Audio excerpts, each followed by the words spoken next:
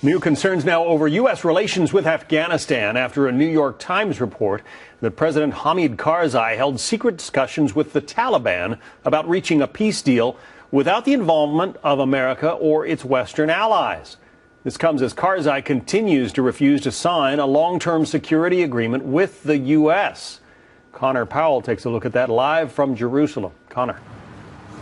Well, John, it's no secret that the relationship between President Karzai and the U.S. these days is utterly toxic. Both sides seem to loathe each other. But this New York Times report really does shed some light on why President Karzai is refusing to sign that bilateral long-term security agreement with the United States. According to people around Karzai, the Afghan president really does seem to believe that the U.S. and international presence in Afghanistan has done little to help the war-torn country the last 12 or so years, and he's seriously considering breaking ties with America. Now, Karzai's thinking seems to be that if a peace deal is negotiated and reached with the Taliban between the Afghan government and the insurgents, then there would be no need for a continued U.S. presence in Afghanistan.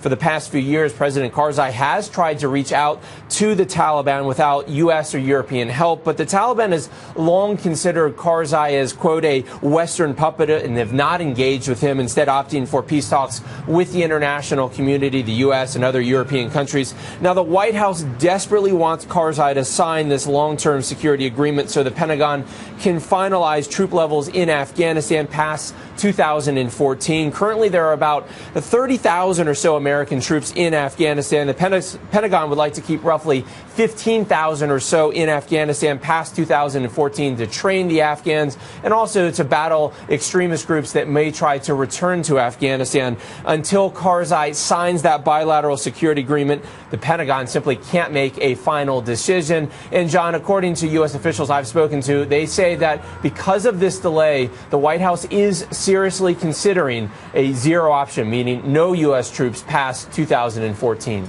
John? Wow, that would be quite a development. Connor Powell live. Thank you.